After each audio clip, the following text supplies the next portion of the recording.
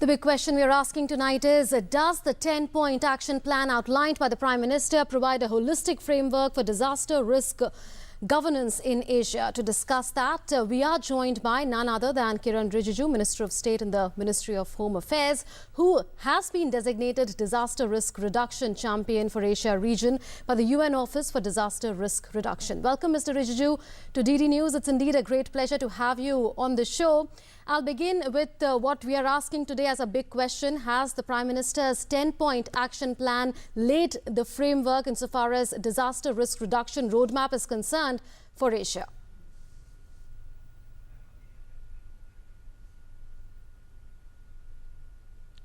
Thank you. Actually, it's not very audible, but what I can tell you is it is a great opportunity for India to host the first Asian Ministerial Conference on Disaster Risk Reduction, where we had invited the Pacific region nations like Australia, New Zealand, Fiji, and so many countries together.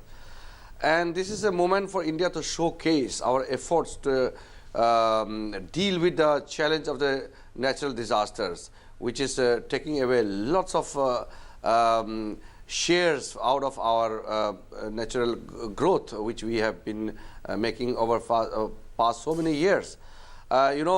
Nearly as per the UN estimate, we lose 2% of our GDP on natural disasters.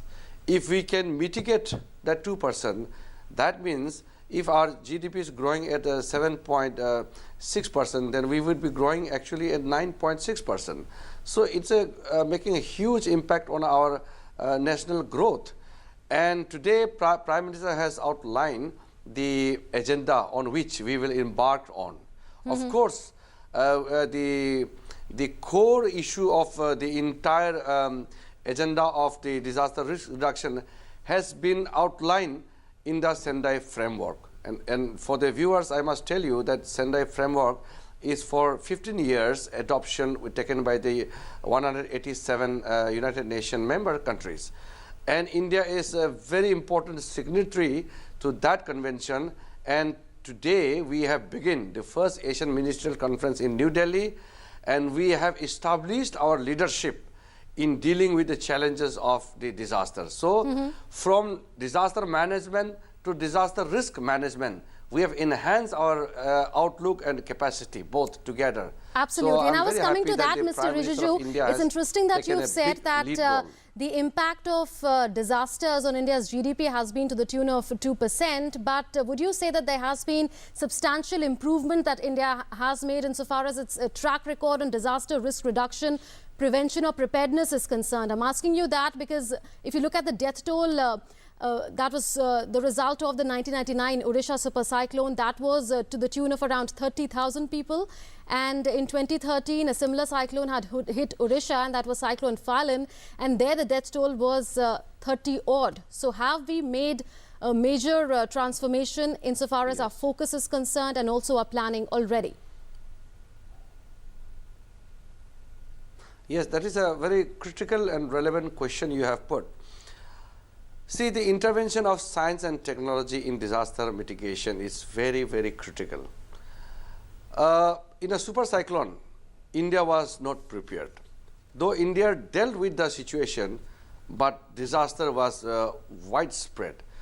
Now, contrary to that, in the situation we have seen Cyclone Hudhud and Cyclone Phailin, where in the normal earlier days, the death would have been in lakhs. In more than tens of thousands, and the damages would have been unimaginable. But due to our effort, now we have been able to track any kind of cyclone movement, whether it's tsunami, typhoon, cyclone, whatever you name it. In America, you call it hurricane. And moreover, the preparedness at the local level has been very critical. Now, if we do not empower the local people, if we do not equip the local people, if we cannot strengthen the local people, then we won't be able to protect them by merely having good policies and good programs or good legislative provisions at the central level. The core issue is go to the ground level and empower and create a resilience at the local level. That is our primary focus. So from the technological intervention to the awareness in the ground level, together we have been able to withstand impending dangers which is to be caused by the cyclones like Hudhud and Phelan. And Hudhud and Phelan both are a success story for India. And as a disaster risk reduction champion for the Asian region, I have showcased some of the efforts which India has taken forward in past few years in various parts of the world. And they are very interested to see how India has cope up with the situation. And if you see, for example, the Nepal earthquake, absolutely, within 2 hours, Indian Air Force and our NDRF team were ready. They were airborne within 2 hours. And within 3 hours, they were in Nepal. So that is a kind of a commitment so Mr. Rijiju, we are making. then is it appropriate to say that India is playing a leadership role insofar as the Asian region is concerned, if not more? Because like you said, help from India reached Nepal in a matter of hours after it was struck by an earthquake. And not just that, India has had an experience of the Gujarat 2001 earthquake as well. We've come up with best practices after that. And besides that, India is also coming up with a South Asia satellite to help South Asia combat disaster risks. Yes. Yes, today India is a great contributor to the global effort. Of course, we have large countries like United States, China, Japan, Korea. They're coming in a big way. But India has gone into that league. And we have, not to claim, but just for the information, that we have contributed $1 million this year to the United Nations Fund.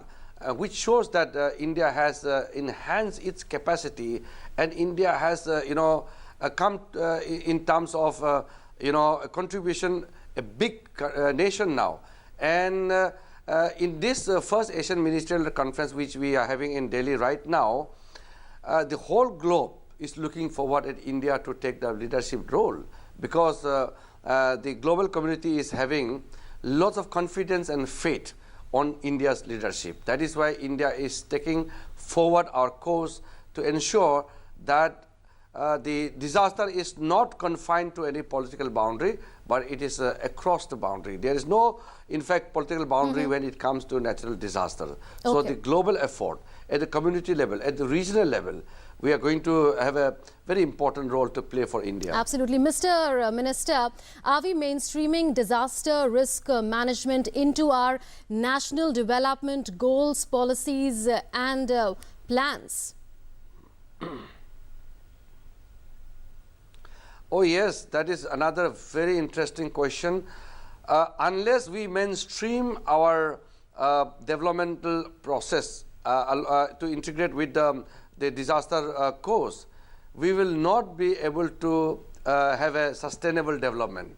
So India has identified around 10% of our GDP allocation to ensure that the issues related to disaster is taken care of. That is why the mainstreaming of the disaster concern in our development process is absolutely necessary. That is why, as I said earlier, we are not merely talking about disaster management, but it is a disaster risk reduction and disaster risk management. That means in our entire developmental process, we are integrating the concern of the disaster at a very, very initial stage itself. Are we also leveraging, Mr. Minister, the power of social media to spread awareness and disseminate relevant information before disasters and after disasters, and also ensuring at the same time that social media is not used for the wrong purposes, for instance, for spreading panic or spreading false rumors? Oh, yes. Here we would like to appeal the society at large. Like, for example, the cloud bursts. We don't have technology today in the world to predict the cloud bursts, but it is a sudden phenomena. In this kind of situation, we can use the social media or any kind of communication to reach out to the people as fast as possible, because the government machineries, everything takes time. If we cannot predict on the time, then the whole management and resource mobilization itself takes longer time, and it becomes too late when a disaster strikes. So in that kind of situation, the social media has to play a very important role in reaching out to the people who are the first respondents, the first victims, or the first to face the disaster. They need to be informed on time, and the preparedness will also depend on the communication network which we are going to use in a very, very effective manner. And that is one of the plans which we have, that in any kind of eventualities, the social media, the communication system, the communication channel has to be robust. Thank you so much, Mr. Minister, for having joined us on DD News today and for speaking on India's priorities and how India is playing a leadership role insofar as disaster risk reduction and disaster risk governance is concerned. We wish you all the very best in your endeavors to ensure that India becomes disaster risk resilient.